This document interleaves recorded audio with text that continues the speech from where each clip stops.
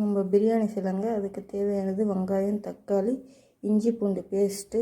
ஏன்னா நான் ரெடிமேட்லேயே வச்சுருப்பேன், அதனால் பச்சை மிளகா, பட்டை, லவங்கம், ஏலக்காய், பிரிஞ்சி இலை, கல்பாசிங்க, 200 கிராம் மட்டன் எடுத்திருக்கேன். அதுக்கப்புறம் இப்போ ஆயில் ஊற்றிருக்கேன். ஒரு 100 மில்லி அளவு ஊற்றிருக்கேன். எண்ணெய் நல்லா சூடாயிடுச்சுங்க. இந்த டைமில் நம்ம போடலாம். பாருங்கள், இது எல்லாமே இதில் போடலாம். நல்லா கலரி விட்டுங்க.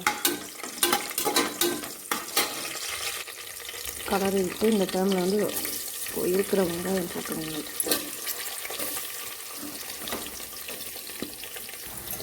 வெங்காயம் போட்டுச்சுன்னா நல்லா வதக்கி விட்டுங்க. கொஞ்சம் மெரூன் கலர் ஆகணுங்க. வெங்காயத்துக்கு தேவையான உப்பு, கலர் மாறிட்டு வச்சுங்களா.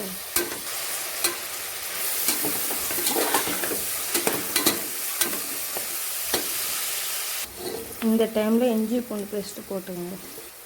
இந்த அளவு எடுத்துக்கோங்க போதும். நான் செஞ்சுனே இருக்கிறதுனால தோராயமாக போட்டுக்கிறேங்க. நீங்கள் 75 கிராம் இல்லைன்னா 100 கிராம் கூட போட்டுக்கோங்க, நல்லாயிருக்கும். அப்புறம் ஒரு 10 கிராம் அளவு மிளகாத்தூள்.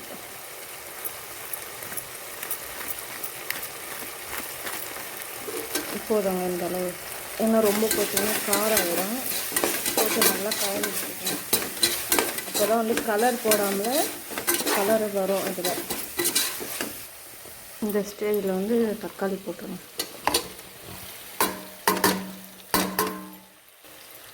போட்டு நல்லா கலரி வச்சுக்கணும். பாருங்கள், கலர் இப்போவே எப்படி வந்துட்டு. ஆனால் மொபைலில் பார்க்கறதுக்கு அந்த மாதிரி இருக்குது. இவ்வளோ கலர்லாம் கிடையாது. பாருங்கள், தக்காளி நல்லா வெந்துச்சுங்க. அதுக்கப்புறம் மட்டன் போட்டுக்கலாம். நல்லா வாஷ் பண்ணிவிட்டேன். மட்டன் போட்டுக்கலாம். இதுங்க அளவாக எடுத்துருக்க அரிசி. இப்போ ஊற வச்சிடலாம். இந்த டைமில் ஊற வச்சா உங்களுக்கு கரெக்டாக இருக்கும். அப்புறம் அந்த டம்ளர் அளவே தண்ணி எடுத்துக்கலாம் ஃபுல்லாக. இது ஒன்றே ஊற்றிக்கலாம் போதுங்க. ஸ்டேஜில் கொஞ்சோண்டு உப்பு போட்டுங்க. நம்ம முதல்ல போட்ட உப்பு பத்தாது, இந்த அளவு போட்டுங்க போதும். அப்புறம் பார்த்துக்கிட்டு நம்ம போடலாம். தண்ணி போடுங்க இந்த அளவு, இன்னும் அதிகமாக ஊற்ற தேவையில்லை. இதில் இன்னும் கொஞ்சம் கூட மட்டன் நீங்கள் சேர்த்துக்கலாங்க. இன்னும் ஒரு 300 கிராம் அளவு மட்டன் சேர்த்துக்கலாம். இன்னும் நல்லாயிருக்கும். நம்ம மூடி போட்டுக்கலாம். ஒரு 4 விசில் வரட்டுங்க. நல்லா மட்டன் வேகும். அப்போ தான் மூடி விட்டுட்டோமா, விசில் வரப்போது பாருங்கள்.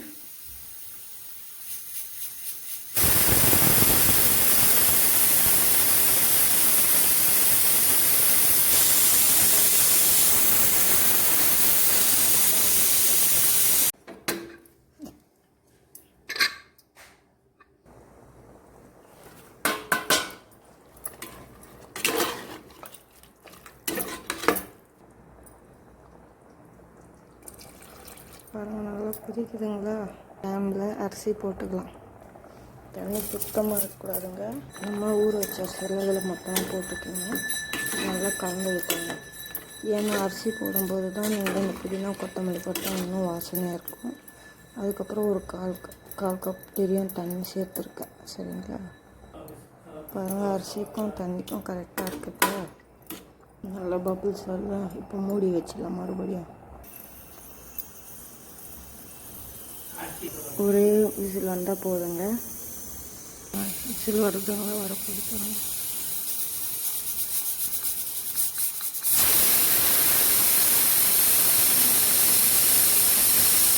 அவ்வளோதாங்க. ஒரு 2 நிமிஷம் அப்படியே விட்டுடுங்க.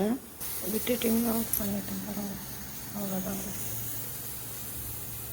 ஒரு 5 நிமிஷம் கழித்து பார்க்கலாம். சூப்பராக ரெடி ஆகிடுச்சு. தெரியுதுங்களா? பாருங்க,